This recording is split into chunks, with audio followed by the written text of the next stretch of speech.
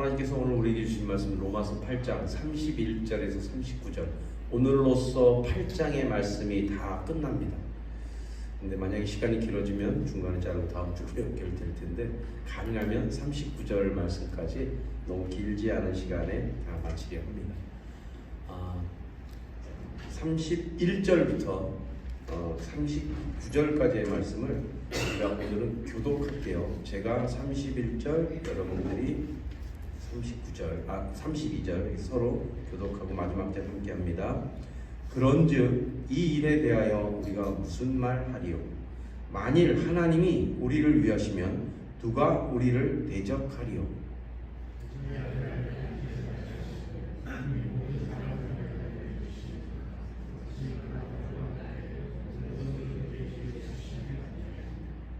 누가 능히 하나님께서 택하신 자들을 고발하리요?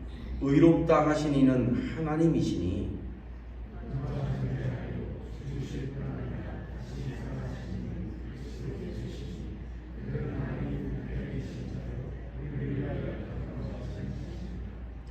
누가 우리를 그리스도의 사랑에서 끊으리요? 환난이나 공고나 박해나 기근이나 적신이나 위험이나 칼이랴.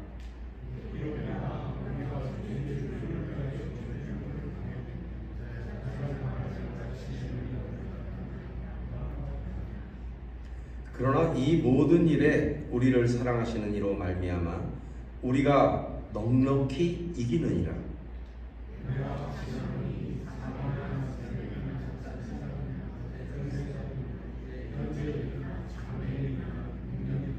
39절 함께합니다. 높음이나 깊음이나 다른 어떤 피조물이라도 우리를 우리 주 예수 안에 있는 하나님의 사랑에서 끊을 수 없으리라. 아멘.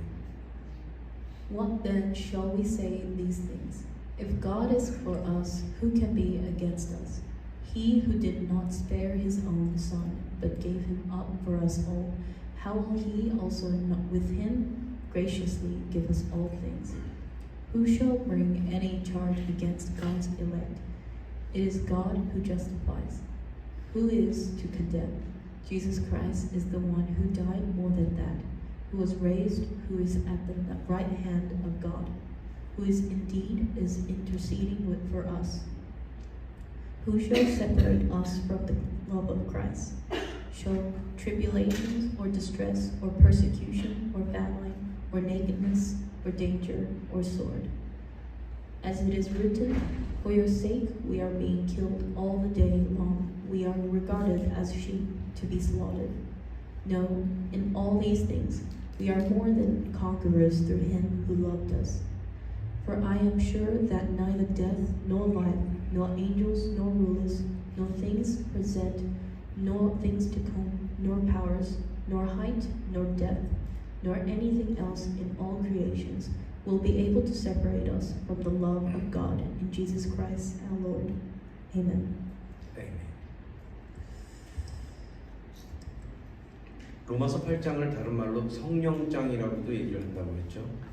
성령의 역사하심이 어떻게 이제 나타나고 있는가에 대해서 구체적으로 하나하나 설명을 했어요.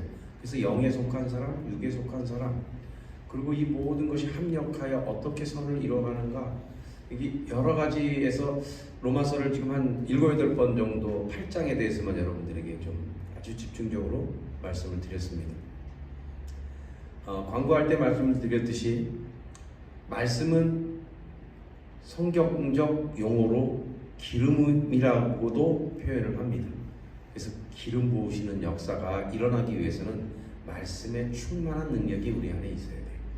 성령의 불이 우리에게 붙기 위해서는, 우리에게 성령의 불이 타오르기 위해서는 기름이 준비되어야 합니다. 그렇지 않으면 그 불은 바로 소멸하고 맙니다.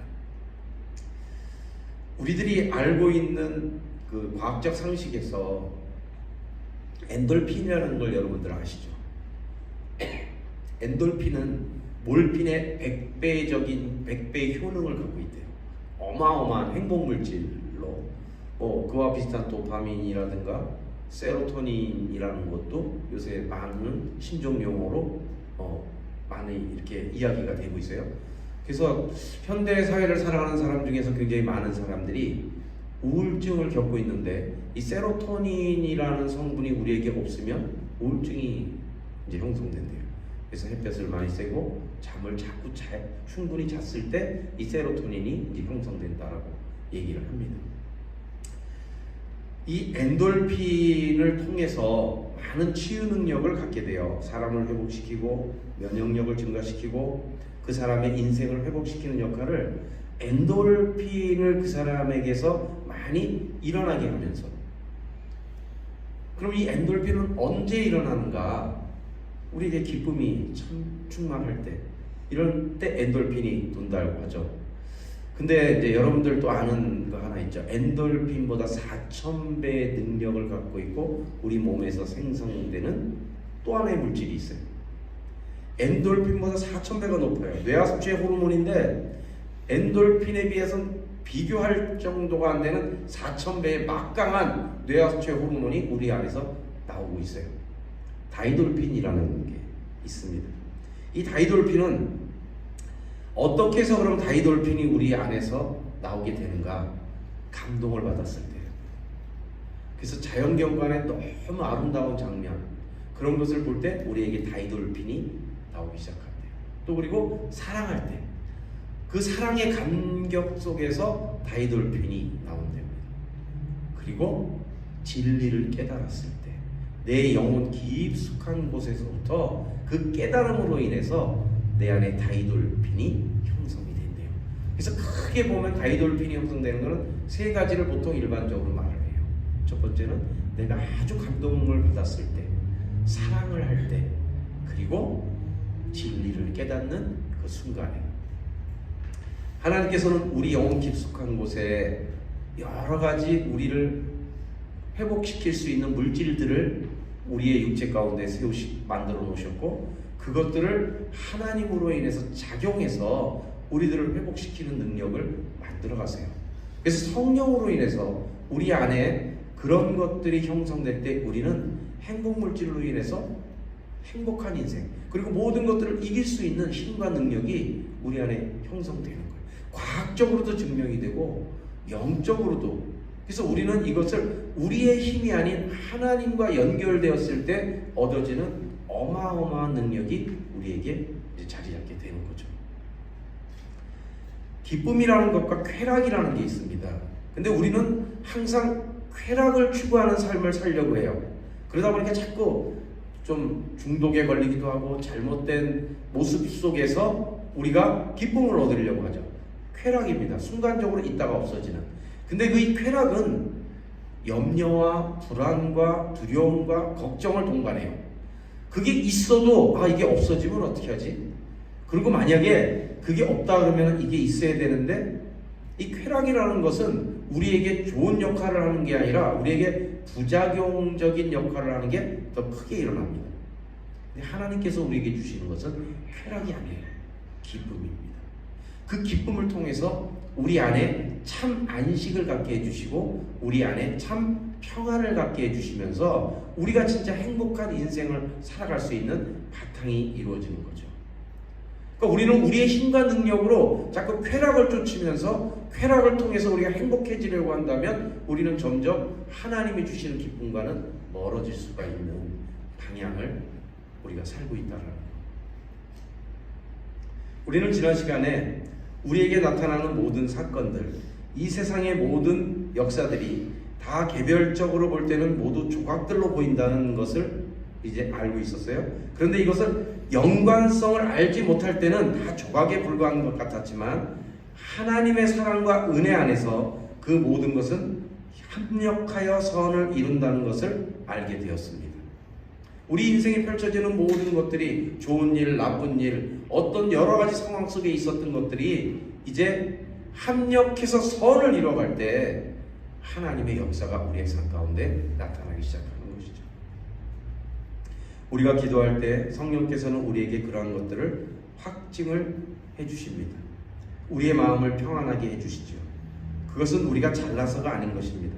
그것은 구원의 절대성 때문입니다. 구원의 절대성은 뭐예요? 하나님께서 우리를 구원으로 인도하시는 과정 속에 우리 인생이 있는데 그 과정을 5가지로 지난주에 얘기했죠. 처음에 뭐예요? 우리를 미리 하심, 그리고 우리를 정하심, 그리고 우리를 부르심, 그리고 우리를 의롭게 하심, 우리를 영화롭게 하심. 이 과정의 단계로 하나님께서는 우리의 인생과 우리의 삶과 우리의 인격과 모든 것들을 이끌어 가세요. 그래서 결국은 우리를 영화로운 존재로 만들어 가신다라는 겁니다. 여기까지가 지난 시간의 핵심 내용입니다.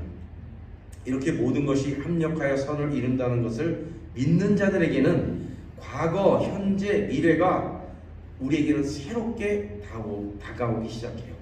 그런데 그렇지 않은 사람과는 좀 다른 어떤 의미를 갖고 과거, 현재, 미래를 바라봅니다.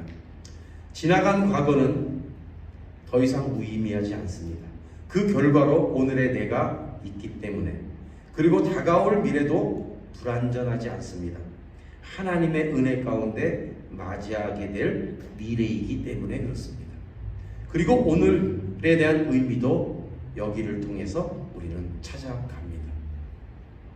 이렇게 놀라운 하나님의 섭리와 역사를 알고 그리고 나면 당연히 나오는 게 있습니다.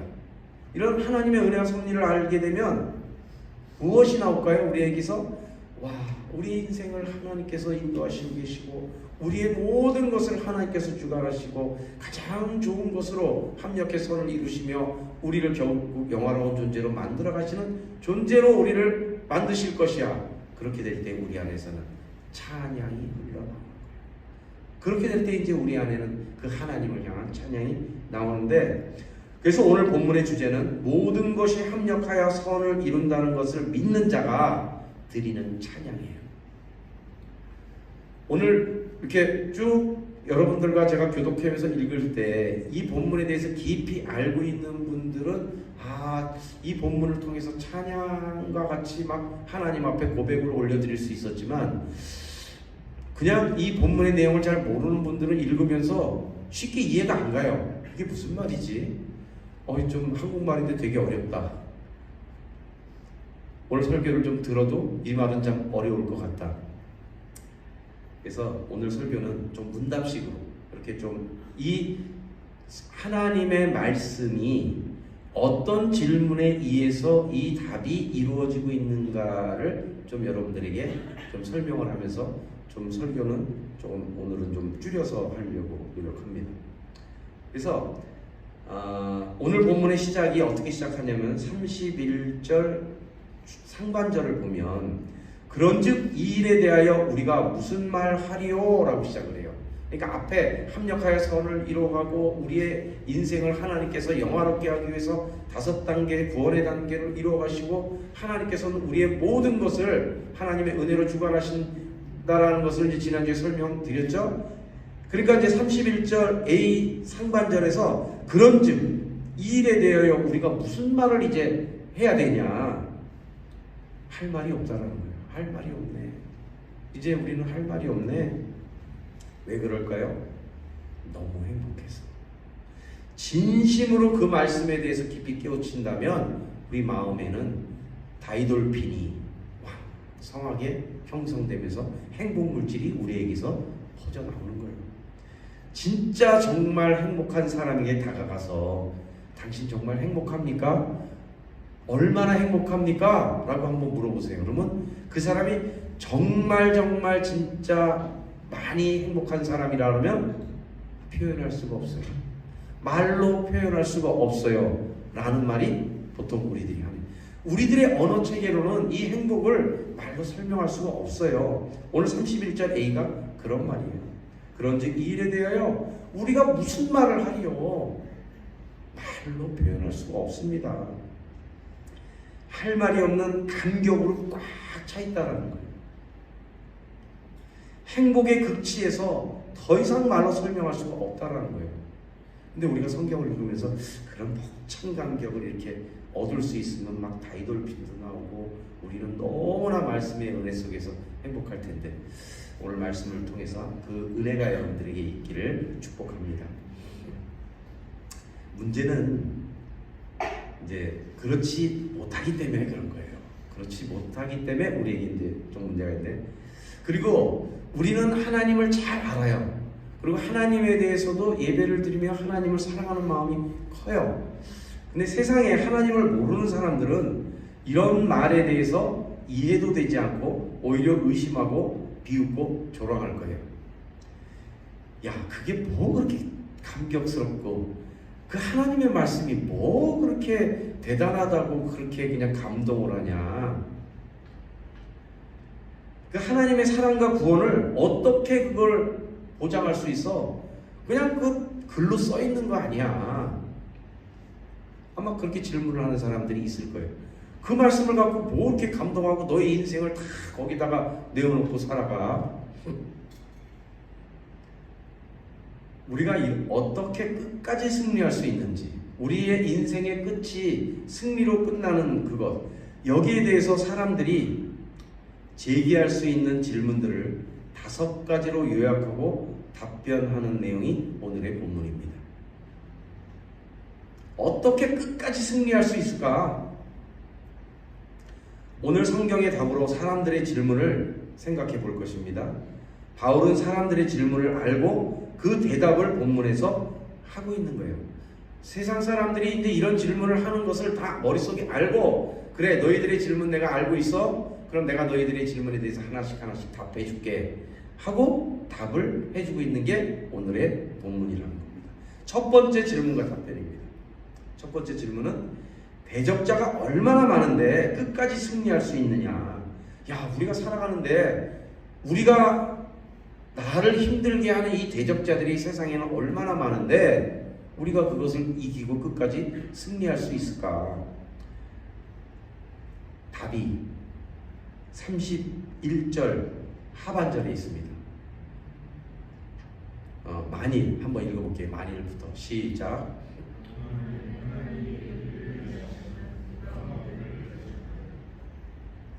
이게 대답이죠. 대적자가 얼마나 많은데 끝까지 승리할 수 있겠는가? 만일 하나님이 우리를 위하시면 누가 우리를 대적하리요? 우리 인생에는 많은 대적자들이 있어요.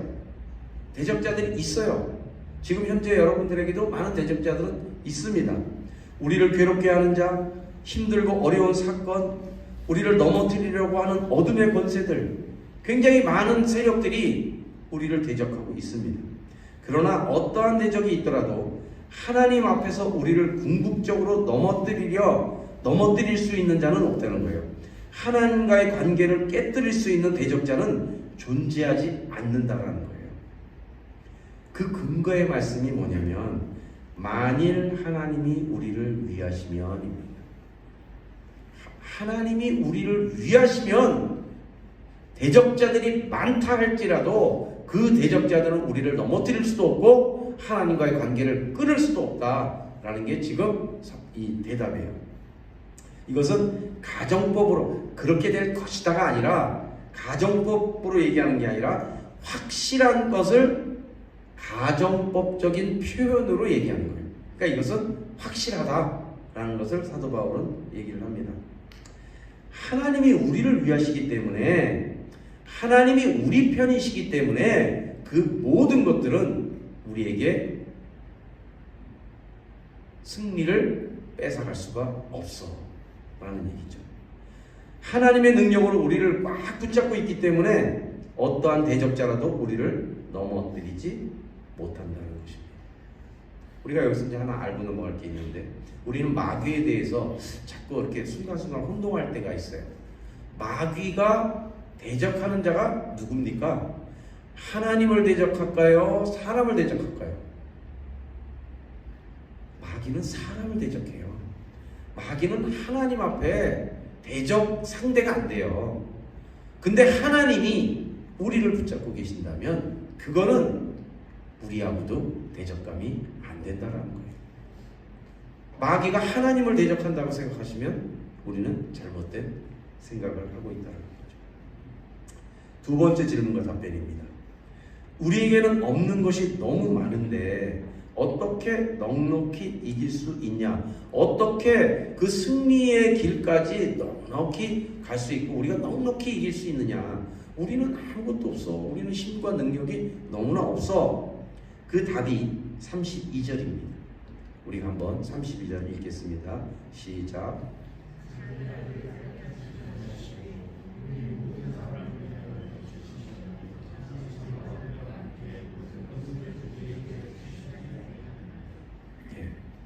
하나님은 우리에게 모든 것을 선물로 주셨다고 약속하셨습니다. 어떤 사람들은 말을 합니다. 우리에게는 필요한 돈이 있고 건강이 필요하고 명예도 필요하고 절실하게 필요해서 지금 내가 하나님 앞에 기도하는 것들이 많습니다. 그런데 그런 것도 주지 않으면서 무슨 모든 것을 다 줬다고 얘기합니까? 아니, 하나님은 주셨다고 하는데 내가 받은 게 없어요. 그렇게 얘기할 수도 있죠. 그런데 나의 좁은 소견으로 지금 나에게 필요한 것만으로 하나님이 주신 것에 대해서 판단하면 우리는 잘못 판단하고 있다는 거죠. 이 모든 것은 십자가의 사랑 안에서 생각해야 되는 거예요. 내가 지금 절실하게 필요한 것이 있습니다. 그러나 하나님이 보시기에는 그것보다 더 절실한 게, 하나님이 보시기에는 나에게는 그것보다 더 절실하게 필요한 게 있다라는 거예요. 내게 정말 더 중요하고 절실한 것이 무엇인지를 하나님은 아십니다. 그분은 나보다도 지혜롭고 나보다도 나를 더 사랑하는 분이시기 때문에 그분께서 주시는 것과 주시지 않는 것은 하나님의 뜻에 따라서 우리는 다시 생각을 해봐야 돼요. 십자가의 은혜와 사랑으로 그 모든 것들을 다시 한번 생각해 보아야 한다는 겁니다. 내가 지금 갈망하고 필요로 하는 그것을 뒤로 미루는 이유가 반드시 있다는 거죠. 그러니까 내 생각과 내 필요를 생각하는 게 아니라 하나님의 은혜와 사랑의 관점에서 다시 그것들을 내가 볼 때, 하나님께서는 나에게 모든 것을 다 주신 분이고 독생자까지도 아끼지 않고 주시고 그 모든 것을 다 주신 분이 이것을 주시지 않을 때는 하나님의 뜻 가운데 하나님의 계획이 있으시다라는 것을 우리는 깨달아야 해요. 지금 여러분에게 제일 필요한 것이 무엇일까요? 지금 당장 우리는 이게 필요합니다 라고 얘기하죠. 이것을 빨리 꼭 주셔야 합니다. 급합니다. 이게 없으면 안 됩니다 라는 기도의 제목들이 있어요. 그런 분이 계시다면 오늘 본문을 소리내어서 계속 읽으면서 한번 묵상을 해보세요. 집에서 혼자 있는 자리에서 오늘 이 본문 32절을 계속 소리내어서 읽으면서 묵상하면서 하나님의 마음을 여러분들 마음속에 한번 깨달아 보시기 바랍니다. 하나님은 다 주시기를 원하시고 가장 좋은 것을 주시기를 원하시는 하나님의 마음을 여러분들이 마음속에 깨닫는 그런 시간이 되기를 주님의 이름으로 축복합니다. 세 번째 질문과 답변입니다. 모든 것을 하나님께서 주신다고 해도 우리는 자격이 없는데 어떻게 받을 것인가? 모든 것을 하나님께서 다 주시겠다고 약속하셨는데 우리는 그만한 받을 만한 자격과 능력이 우리에게는 없어요. 그 답을 33절에서 하고 있습니다. 우리가 한 목소리 읽겠습니다. 시작.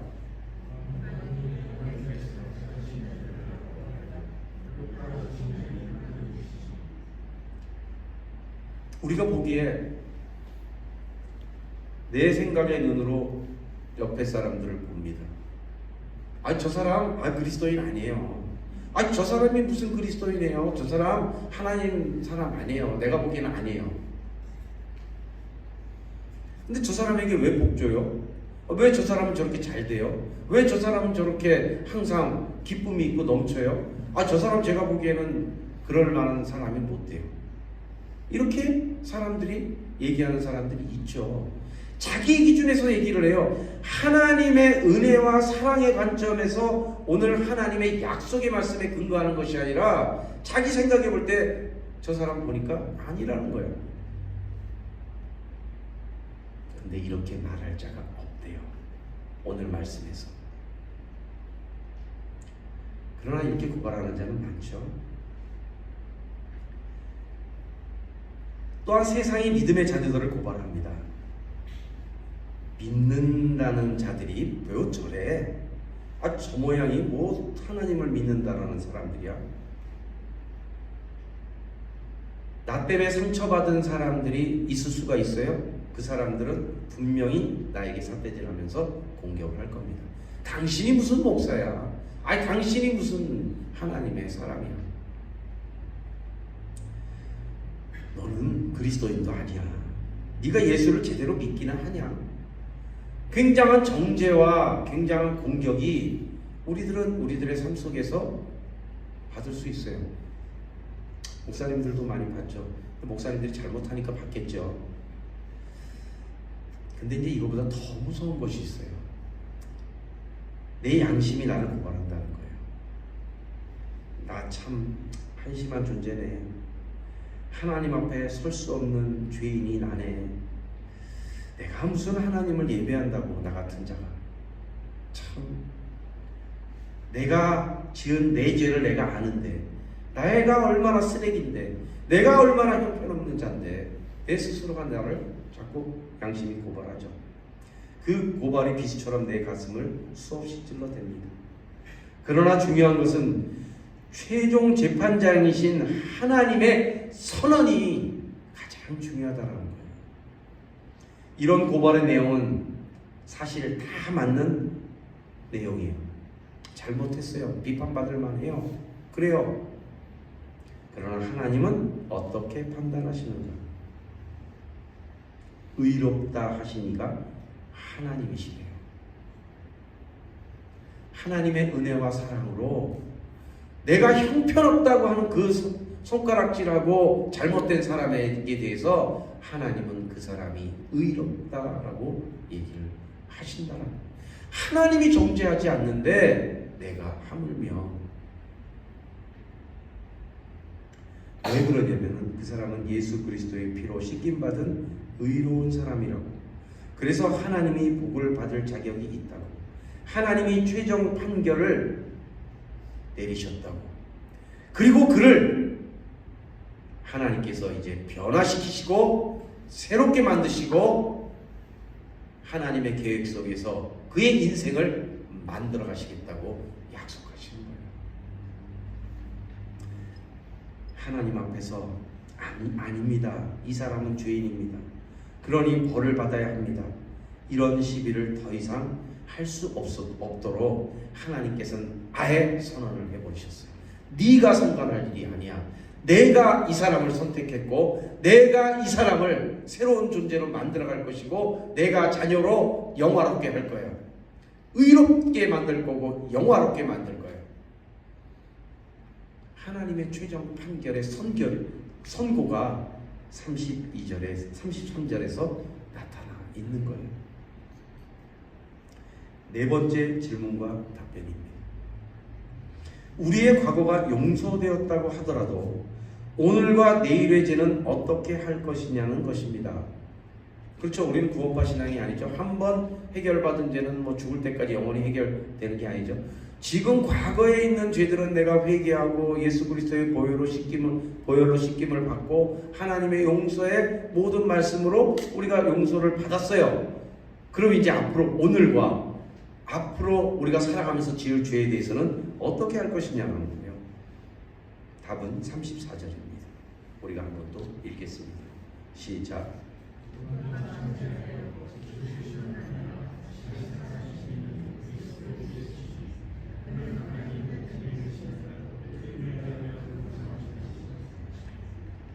예수님의 십자가는 죄 용서를 위한 사죄의 제사입니다. 그 사죄의 제사가 효력을 발생한 것은 이제 예수님이 십자가에서 돌아가셨죠. 이것은 우리의 죄를 다 사죄해 준다라는 제사의 의미를 갖고 있어요. 그러면 이것이 어떻게 증명돼서 나타나는가요? 그 십자가의 사건으로 우리의 죄가 다 사해졌고, 그럼 그것이 증명되는 방법이 나타나요. 어떻게 나타날까요? 그것이 바로 부활 사건입니다. 부활 사건으로 인해서 우리의 죄가 다 사해지고 새로운 존재가 되었다라는 것을 증명하는 방법이에요. 십자가 사건으로만 끝나버리면 십자가의 죄의 사악성, 죄를 사해주는 그것이 증명되지 않습니다. 부활이 있음으로써 십자가의 효력은 확실하게 증명이 되는 것입니다. 그래서 예수님이 다시 산다는 말씀을 하시는 것입니다. 예수님은 다시 사셔서 십자가를 믿는 자들에게 죄의 용서의 확증을 주시고 오늘도 하나님 우편에 계시면서 우리를 위해서 간구하시는 분이십니다.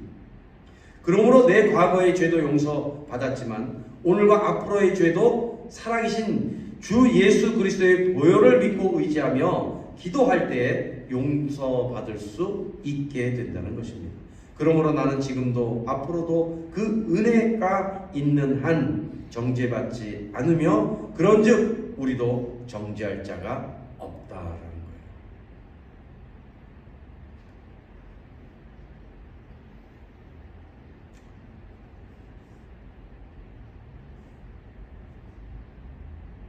좀 더 확대해서 여러 가지 반대적인 얘기도 좀 해보고 싶지만 다음번에 기회가 있으면 좀 더 깊이 다뤄보겠습니다. 다섯 번째는 오늘 이제 다섯 번째 질문과 답변, 마지막 질문과 답변입니다. 고난이 온다면 하나님과 우리의 관계가 끊어지지 않겠는가? 우리의 삶에 엄청난 고난이 오면 그때는 좀 하나님과의 관계가 끊어지지 않겠는가? 답은 35절입니다. 함께 읽겠습니다. 시작.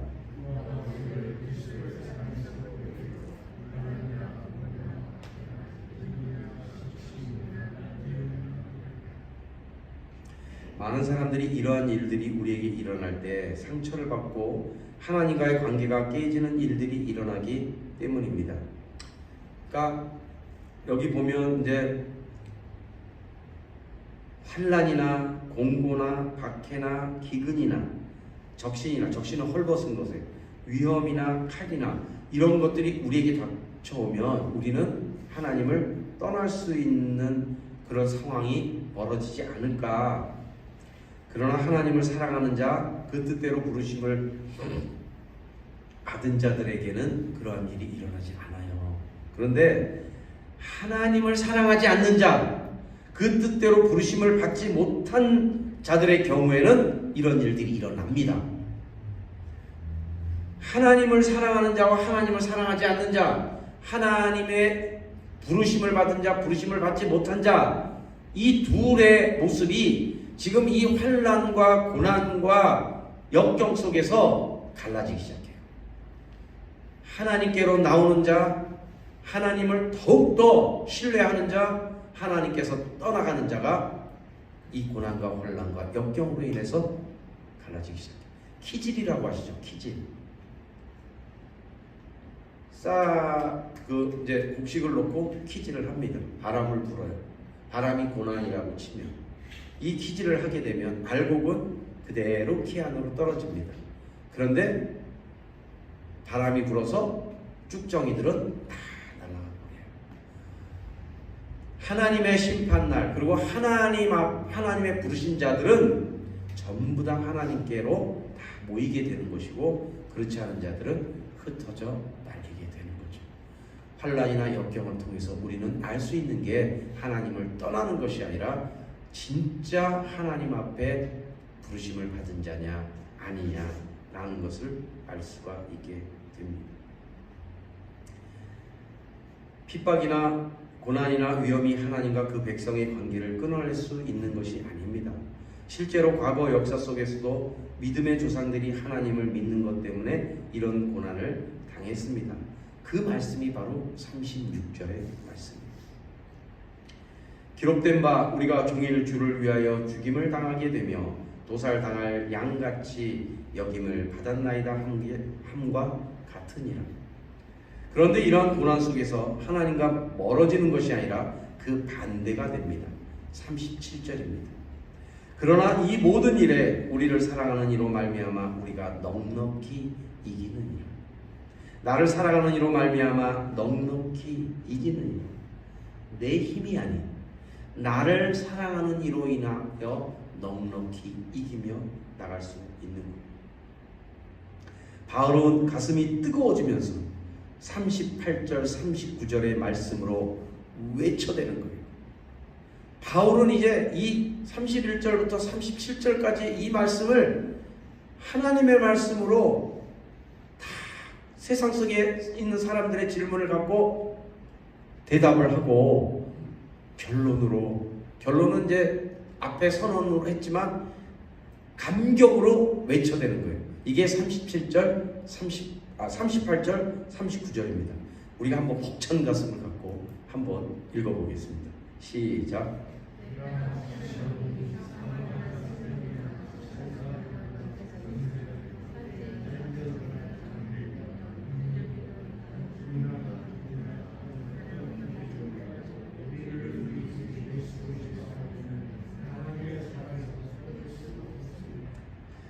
예수 안에 있는 하나님의 사랑에서 끊을 수 없으리라 하고 부르짖는 거예요.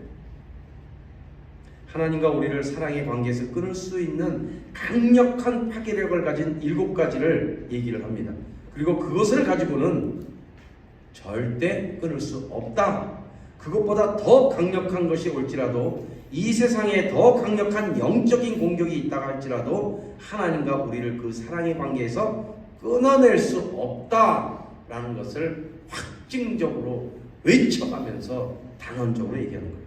이것이 승리의 함성이고 감격의 외침입니다 하고 사도 바울은 막 외쳐내는 거예요. 목소리 터져라. 이것이 우리의 외침이 되기를 주님의 이름으로 축복합니다. 이 8장의 마지막이 그 감격으로 하나님 앞에 외치는 거예요. 종교개혁으로 루터가 고군분투하다가 굉장히 낙심할 때가 있었대요. 자포자기하고 굉장히 힘들어할 때 멜라니톤이라는 다른 종교개혁자가 루터에게 편지를 한 장 써서 보냅니다. 근데 그 편지에는 성경의 말씀 딱 한 구절만 들어가 있어요. 루터는 그 말씀을 붙잡고 힘을 내서 다시 일어서서 종교개혁을 완성해 나갑니다. 그 말씀이 바로 오늘 31절의 말씀이에요. 31절 한번 띄워주세요. 그런즉 이 일에 대하여 우리가 무슨 말하리요? 만일 하나님이 우리를 위하시면 누가 우리를 대적하리요? 이 말씀으로 종교개혁을 승리로 이끌었대요. 하나님의 말씀은 여러분들의 삶 속에 원동력이 되고 능력이 되고 여러분들을 일으켜 세우시는 그런 소망과 희망이 됩니다. 오늘 이 말씀을 통해서 여러분들 안에 생명의 말씀이 기름으로 부어져서 성령의 불이 그 기름을 태우고 여러분들의 인생을 하나님의 계획 속에서 승리하는 인생으로 되기를 주님의 이름으로 축복합니다.